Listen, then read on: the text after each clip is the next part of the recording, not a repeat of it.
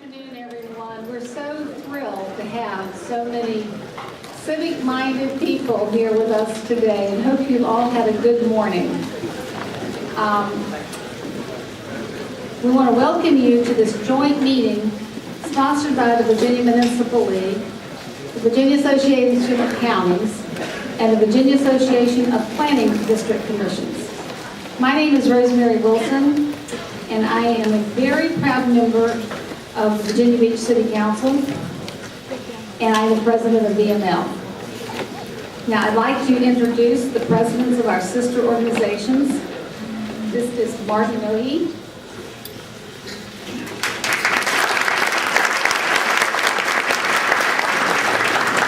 Marty is a supervisor in Prince William County and the president of VAPDC. Then I would like to introduce Kathy Hutchins.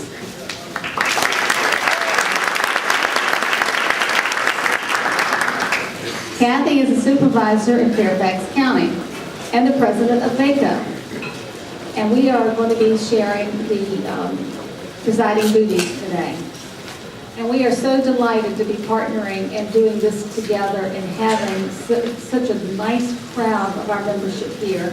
And obviously, it's really important to all of you what's happening in the legislature, or you wouldn't be here today. So we thank you for that, and I think you're going to be very pleased with our program. Now, since you've enjoyed your nice lunch, I need everybody to stand up.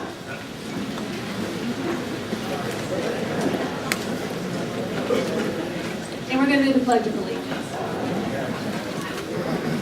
I pledge allegiance to the flag of the United States of America and to the republic for which it stands, one nation, under God, indivisible, with liberty and justice for all. I know that felt good. Well, I'm very honored to introduce our first speaker today, and that is David Agnew.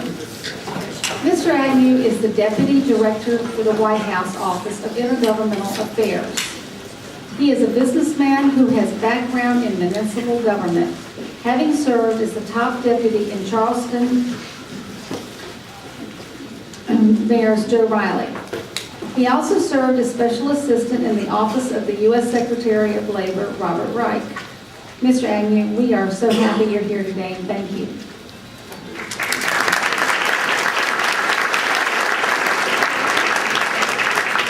Good afternoon. It's great to be with all of you, and I'm happy to bring you all greetings from the White House and from President Obama. I never get tired of bringing greetings from President Obama to the White House. I've been in the job for over 3 years now. I'm a lot grayer than I was on January 22nd, 2009, but I still love to say those words. It's great to be here in Richmond with Mayor Dwight Jones. I had a great visit with him this morning. Whenever I go into a city, one of my rules is I try to go to that city hall and spend time with the mayor. I had a great visit with him there and learned something about his city, and I learned that he's holding out on all of you. He's got this observation deck on the top of his city hall, which is fantastic. How many of you have been there? Okay, so he's definitely holding out. The next time you have one of these meetings, he needs to have you over there. You get a great view of Richmond. I think you can see a good chunk of the state of Virginia from there. I want to call out Alexandria Mayor Bill Ewell. Where's Mayor Ewell? Thank the mayor for giving me the knowledge that y'all were having this meeting today, and I then called and invited myself down. I was having lunch with him in Alexandria last week and seeing his beautiful city, seeing some of the public transportation improvements they've made there. It's really fantastic. So Mayor Ewell, it's good to see you as always. I don't think Mayor Molly Ward is here from Hampton. But is anybody here from Hampton? All right, we have some Hampton folks. I just want to say one of the projects I'm proudest to have worked on since getting to the White House was working with the President in the designation of Fort Monroe as a national monument. It's a great thing.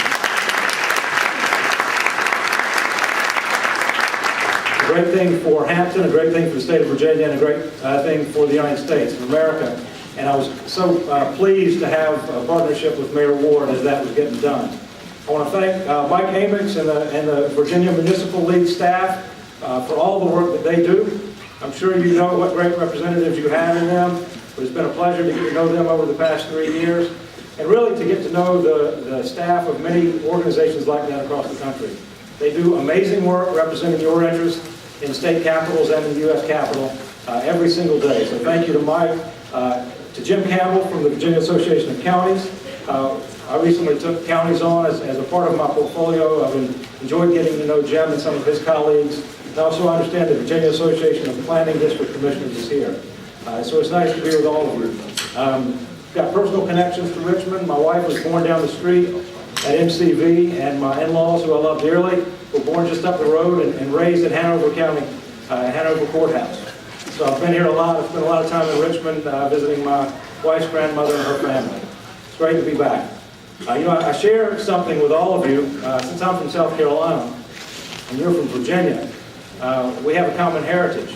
Back in colonial days, they used to say that North Carolina was a valley of humility between two mountains of conceit. And I think you can see that. I come from Charleston, South Carolina most recently, and I think that you can see that in some of your politics, and you can certainly see it in some of our politics down there. It's always, for me, great to be with local officials, with mayors, county officials, city council members. And there's a joke. Joan has told me she will forgive me for this joke.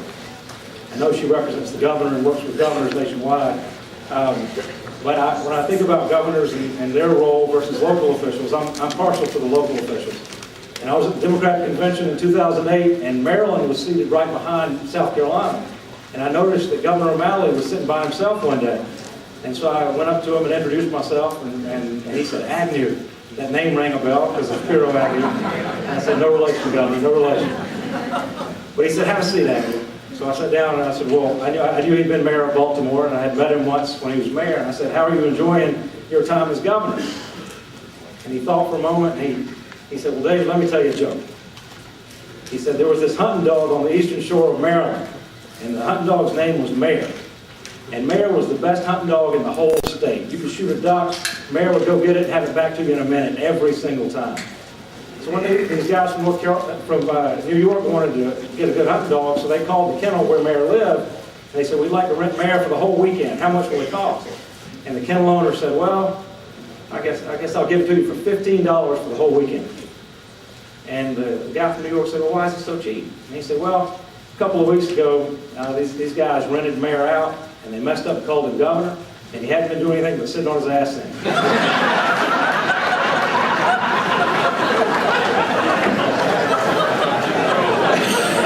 So, Joan, Governor McDonald, please forgive me, but I love that.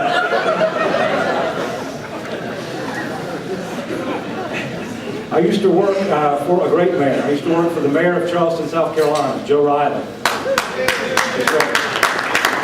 It's amazing, almost anywhere I go, I mention Mayor Riley's name, the mayor of a mid-sized southern city, and I get applause. He's been there for a while. He's been there for 36 years now. Was recently elected to his 10th four-year term. So when he finishes this term, which he says is his last, I don't believe him, he will have been in office for 40 years. And if you've been to Charleston, you've seen what an amazing place it is. And I can say from personal experience that when he took office in the 1970s, it didn't look like that. Mayor Riley has transformed Charleston from a relatively poor, racially divided, unsafe little city into a national treasure. And he's done it by being a strong leader. He's done it by getting up every morning and doing what you all do. And that is listen to your citizens, try to muster their best instincts, and get them to do the right thing to make your communities better places. I enjoyed my time with Mayor Riley, and every single day I knew that when I went in those doors at City Hall, I knew I was not going to have just one opportunity to make Charleston a better place. I thought I was going to have 10 or 15 opportunities. And that's what I loved about that job. That's what I loved about working in local government. Every single day you have a chance to make your communities better, and that's what you're doing. I now work for the President in the Office of Intergovernmental Affairs, and try to do a good job of connecting the President and the White House and every federal agency to local government officials across the country. Now I get up every morning and ask myself, what can I do to connect local officials to this White House? How can we make the federal government a better partner for local officials across the country? I hope you saw the President's State of the Union address a few weeks ago.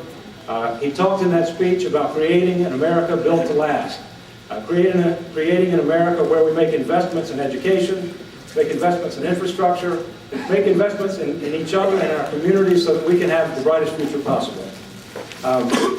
What is the city-county role in that process? Well, I tell you, we will not have a stronger America. We will not have an America built to last if our cities and counties are not succeeding.